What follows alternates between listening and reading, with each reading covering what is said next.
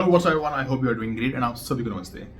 So a lot of things are going on in Canada right now in terms of all types of visa or in terms of immigration. बाकी बहुत सारी policies change करी जा रही है LMI के regarding, work permit के regarding, study visa के रिगार्डिंग एंड जितने भी ड्रॉ भी आ रहे हैं it's all are category based draw.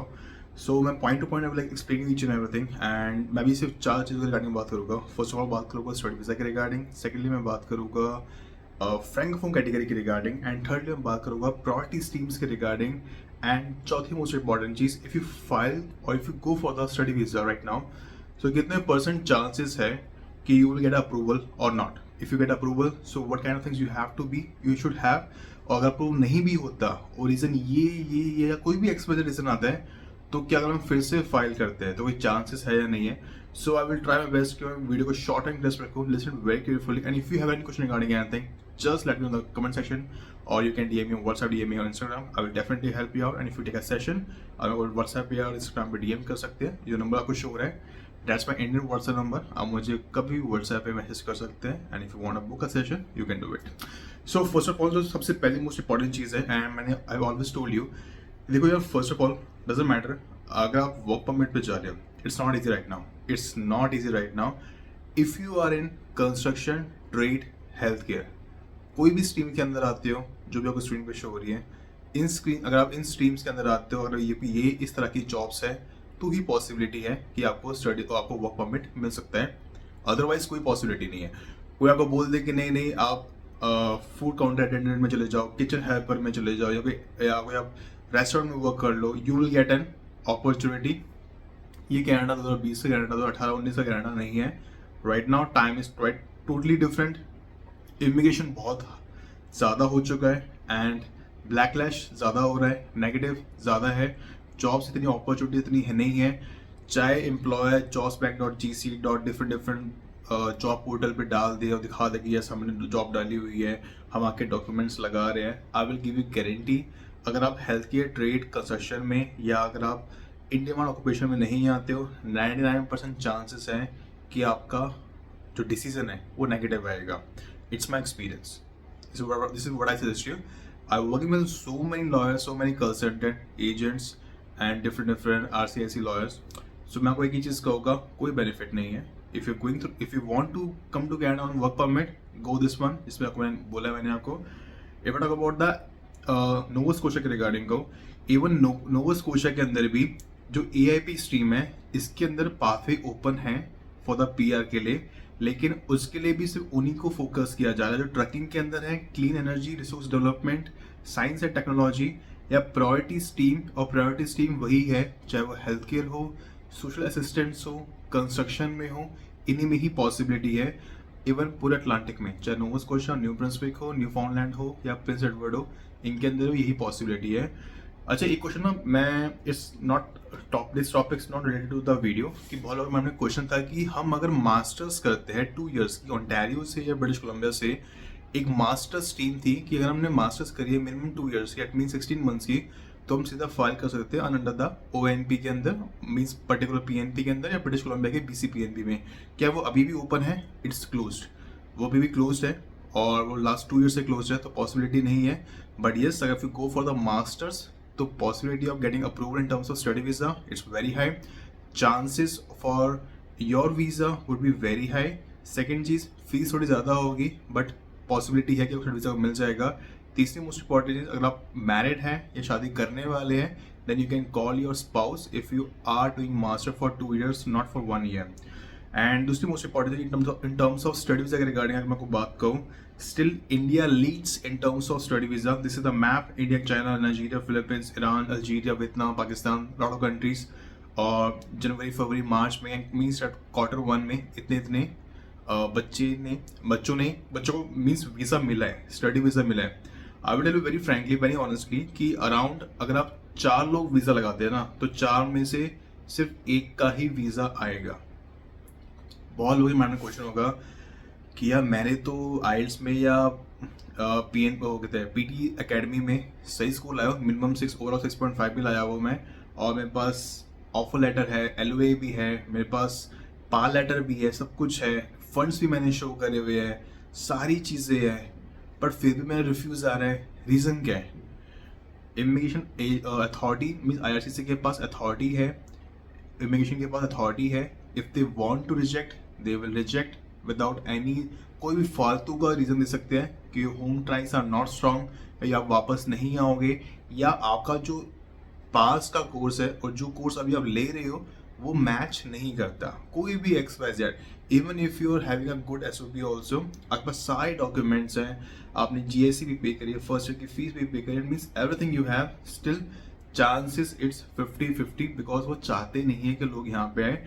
ये एक अलग रियलिटी. 62% स्टडी वीज़ा डिक्लाइन हुए हैं, एंड राइट नाउ जो भी सिचुएशन है वो ओवरऑल 80% स्टडी वीज़ा डिक्लाइन हो चुके हैं इन द टिल 2025, अभी in the month of August, from January till August के महीने में चांसेस बहुत डाउन है.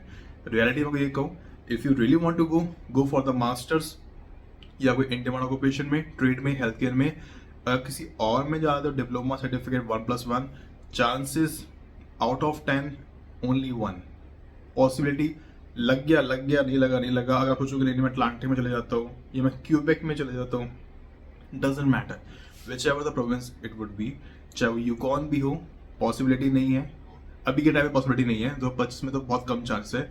लेकिन अगर आपको लगता है कि मुझे जाना ही है तो गो for the plan right now. Means 2025 के अंदर प्लान करो 2026 के लिए. जनवरी इनटेक, अप्रैल इनटेक, मई इनटेक, अगस्त इनटेक या सितंबर इनटेक. हर यूनिवर्सिटी का अपना अपना इनटेक होता है.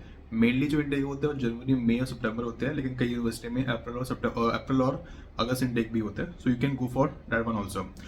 अब एक क्वेश्चन है कि यार जितने भी ड्रॉ भी आ रहे हैं, मीन्स CC के ड्रॉ के अंदर कैडिंग एक्सपीरियंस क्लास में जो भी स्कोर जा रहा है 522, 525, 30, 35 ही जा रहा है. क्या पॉसिबिलिटी है? देखो still around 16,000 peoples are having a score more than 500. 1 साल 1.5 साल लगेगा कि जिनका स्कोर 500 से ऊपर है उनको इन्विटेशन मिलने में. इन्विटेशन मिलना दैट्स डिफरेंट थिंग, PR मिलना दैट्स डिफरेंट थिंग. अब वो टाइम तो लगेगा. दूसरी मोस्ट इंपॉर्टेंट चीज़ ये माइंड में यार, CC के ड्रॉ हो नहीं रहे, हो भी रहे हैं तो सिर्फ इस साल से 3-4 ही हुए हैं या 5 ही ज़्यादा. और जितने ड्रॉ हो रहे हैं वो सिर्फ कैटेगरी बेस्ड हो रहे हैं. हेल्थ केयर के भी इतने नहीं हो रहे, सिर्फ 1-2 ही हुए हैं. मतलब अभी सिर्फ लास्ट मंथ में 1 ही हुआ है. लेकिन जो ड्रॉ हो रहे हैं डैट इज टोटली फ्रेंकोफोन की हो रहे हैं. मतलब कैटेगरी बेस्ड के अंदर भी फ्रेंच बेस्ड ड्रॉ हो रहा है. जिनको फ्रेंच आते हैं, जिनके पास CLB 7 है, मतलब हर मॉड्यूल में, each module listening, writing, speaking, reading में 7 ईच है, उनके पास पॉसिबिलिटी है. और उनका स्कोर अगर 450, 430, 35 से 415, 20 भी आता है तो भी उनके पास पॉसिबिलिटी है कि उनका PR में नाम आ सकता है. लेकिन अगर हमारे पास 490, 510, 520 है तो भी हमारी कोई गारंटी या पॉसिबिलिटी नहीं है कि हमें आने वाले 1-1.5-2 साल के अंदर PR मिलेगा या नहीं मिलेगा. We never know. तो ये माइंड में क्वेश्चन है कि यार फ्रेंकोफोन की क्यों कर रहे हैं. देखो मैं अगर ऑनेस्टली बताऊँ ना, एज पर माई एक्सपीरियंस और एज पर अगर कोई रियलिटी को जो मेरे हिसाब से है, आई डोंट नो. क्योंकि कनाडा को वो लोग चाहिए जो स्किल बेस्ड होने चाहिए, जो हेल्थ केयर से हो, जो ट्रेड से हो, या जिनके पास अच्छे एक्सपीरियंस है, जो IT फील्ड से है, अगर रिटेल फील्ड से भी है, जिनके पास अच्छी नॉलेज है, अच्छी क्वालिफिकेशन है, जो एक प्लस पॉइंट, जिनका एक हेल्प कर रहे हैं in terms of Canadian government की GDP में, इस पर्टिकुलर प्रोविंस की GDP में. They are more focusing on कि हम उन बंदों को बुलाना चाहते हैं, उन बंदों को इन्विटेशन या PR दे रहे हैं, या तुम रिफ्यूजी लगा दो या तुम फ्रेंकोफोन में. वैसे सिर्फ फ्रेंच आने से अगर बंदे के स्किल्स आते हैं तो I don't think so. But देखो मेरे हिसाब से from last 3 years I would say, मैं स्टार्टिंग से कह रहा हूँ कि Trudeau government and Mark Carney government, they are totally useless in terms of making this kind of immigration policies. This is my experience. Because ये उनको दे रहे हैं जो इतना डिजर्व नहीं करते. ये उनको देना चाहिए जिनका जो डिजर्व करते हैं, जिन्होंने स्टडी करी है, जिन्होंने एक्सपीरियंस गेन किया हुआ है, जिनका अच्छा बैकग्राउंड है, अच्छी क्वालिफिकेशन है, जो एक हेल्प करें इन टर्म्स ऑफ GDP में, जो एक ऑर्डिनरी सिटीजन्स की तरह बनना चाहते हैं कनाडा में, एंड जो they are playing a very fruitful और the vital role in terms of Canadian economy. But उनको नहीं मिल रहा, उनकी कोई पॉसिबिलिटी नहीं है. लेकिन उनको मिल रहा है जिनको सिर्फ फ्रेंच आती है, जो सिर्फ फ्रेंच बोल सकते हैं, जिनका CLB 7 हर मॉड्यूल में है, ओवरऑल 7.5 भी है, इट विल वर्क, 7 भी है, चलेगा. लेकिन आपका हर मॉड्यूल में 7 होना चाहिए. और जो लास्ट सितंबर 4 में 2025 के अंदर जो ड्रॉ आया था वो 4,500 इन्विटेशन मिली है. That is also come under the francophone category. और जो उसका CRS स्कोर गया है that is 446, that means 446. 446 years को गए. सो आई डोंट नो कि क्या करना चाहते हैं. तो ये इट्स वेरी कॉमन. वो सिर्फ ड्रॉ को फ्रेंकोफोन के निकालेंगे, बट बहुत लोग मैंने क्वेश्चन था कि यार कि like is it worth it to come to learn French, क्या वो इतना स्कोप कर पाएंगे. I will tell you very honestly, if you are learning this language from the like very young age, it would be easy for you. But if you think कि मैं 1-2 साल में या 3 साल में या 2.5 साल में कर लूँगा, तो not possible. Because you should have that kind of environment. आपकी वैसी जॉब होनी चाहिए, आपके सराउंडिंग्स, आपके दोस्त, आपके जिस जगह पे रहते हो, अगर वो they are native French speaker, then it would be easy for you to learn it, और otherwise it would not possible. This is my experience. चाहे आप अपना 1 साल लगाओ, 2 साल लगाओ, 3 साल लगाओ, you should have 7 in each module. Why I'm repeating 7 in each module? Because you should know, अगर होता है तभी पॉसिबिलिटी है, अदरवाइज पॉसिबिलिटी नहीं है.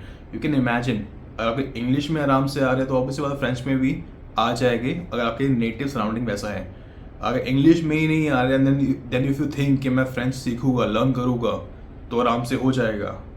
तो ये कुछ नहीं है, बकचोदी है, बकवास है. It only a wastage of money, wastage of time. But you can, if you want to try, you can try. आपको बहुत सारे प्रमोशंस मिल जाएगी, बहुत सारे डिफरेंट अकेडमी ऑनलाइन भी मिल जाएगी कि हमसे आगे फ्रेंच सीखो, और फ्रेंच में एक बहुत बड़ा फ्यूचर है. But it's not that easy. So this what I suggest you, if you really want to go into it, कि आपको चाहता PR मिले, स्टडी पे हो, you can do some kind of health care course. कोई भी certificate course करो, minimum 6 months का एक्सपीरियंस गेन करो. If you are inside Canada, then you can get into the PR pathway. तब पॉसिबिलिटी है, अदरवाइज पॉसिबिलिटी नहीं है. चाहे वो फार्मेसी असिस्टेंट हो, पर्सनल हेल्थ केयर डेवलपमेंट हो, अर्ली चाइल्डहुड हो, या आप EMT early emergency medical technician हो, या एक्सरे टेक्नीशियन हो, तब आपके पास पॉसिबिलिटी, अदरवाइज पॉसिबिलिटी बिल्कुल नहीं है. This is the actual reality in terms of getting into the PR pathway. So if you have any question regarding anything, and if you want to share, or if you want to take any kind of session regarding your profile, and if you need any help, I'm on WhatsApp पे, Instagram पे DM कर सकते हो. Definitely help you out. तब तक के लिए goodbye.